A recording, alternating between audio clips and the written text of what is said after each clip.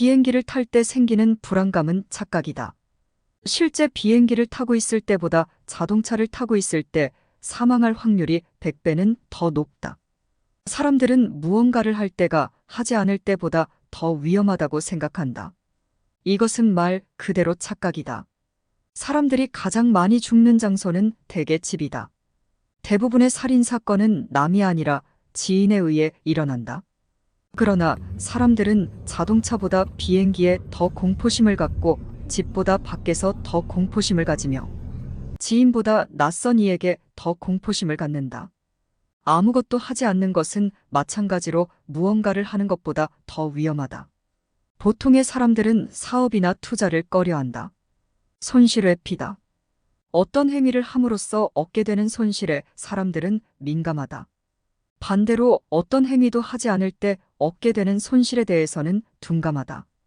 거기에 대부분의 사람은 이익보다 손실에 더 크게 반응하는 경향도 있다. 2022년 기준 최저임금이나 공무원 임금 인상률은 물가 상승률에도 미치지 못했다. 쉽게 말해서 사람들은 행위에 의한 손실을 크게 기억하지만 무행위에 의한 손실에는 무감각하다. 부동산, 주식, 코인을 비롯한 자산가치, 소비자 물가를 모두 따져봤을 때 돈의 가치는 심각하게 떨어지며 이렇게 떨어진 내 돈의 가치는 임금 인상률을 크게 웃돈다. 그럼에도 사람들은 무행위에 의한 손실에 무감각하다. 아무 일도 하지 않다고 아무 일도 일어나지 않는 것은 아니며 때로는 날아가는 공을 안전하게 잡기 위해서는 공의 속도에 버금가는 정도로 달려주어야 한다. 1961년 5월 케네디는 의회에서 1960년대가 끝나기 전에 달에 사람을 보내겠다고 발표한다. 이런 야심차고 대담한 비전은 불가능해 보이는 목표였다. 이런 목표 설정을 하는 것은 자칫 스스로 리스크를 만들어내는 일일지 모른다. 그러나 그런 리스크가 사실 가장 안전한 길인 경우도 상당하다. 벤저민 프랭클린은 말했다. 준비하지 않는다는 것은 곧 실패를 준비하는 것이다. 다시 말하면 아무것도 하지 않는다는 것은 다가올 미래에 아무런 준비도 하지 않는 것과 같다. 사실상 현상을 유지하고자 아무런 행위를 하지 않는 것은 미래를 준비하지 않는 일이며 미래를 준비하지 않는 것은 벤저민 프랭클린의 말처럼 실패를 준비하는 일이다. 마크 트웨인은 이에 대해 개구리 식단을 예를 들었다.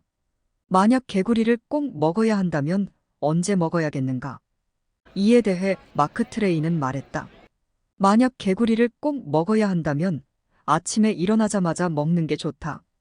또 개구리를 2마리 먹어야 한다면 큰 놈부터 먹어라. 같은 맥락으로 나는 학창시절 가지무침을 가장 먼저 먹었다. 이유는 가지무침은 내가 가장 싫어하던 반찬이기 때문이다. 무언가를 시작하게 하는 가장 중요한 일은 산적해 있는 일 중에 가장 쉬운 일을 첫 번째 과제에 두는 일이고 시작한 이후 일의 부담을 줄이는 가장 훌륭한 일은 하고 싶지 않은 일을 가장 먼저 해치워버리는 일이다. 고로 아침에 셋, 저녁에 넷이라는 것은 아침에 넷, 저녁에 셋과 전혀 같지 않다. 개인적으로 모호한 꿈을 이루기 위해 노력하라는 말을 좋아하지 않는다. 꿈이란 너무 모호하고 포괄적인 개념이다.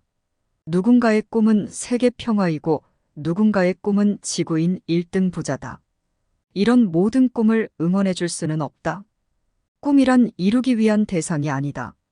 그저 꾸는 행위이다. 다시 말해서 꿈을 갖는 것은 중요하다. 다만 꿈을 이루는 것은 중요하지 않다. 미국의 케네디 대통령은 사람을 달로 보내겠다는 원대한 목표를 가졌다. 이후 그가 나사를 방문하여 한 청소부를 만난다. 이때 케네디는 청소부에게 이렇게 묻는다. 여기서 무슨 일을 하고 계십니까? 그러자 청소부가 답했다. 인간을 달에 보내는 일을 하고 있습니다. 꿈이란 그런 것이다.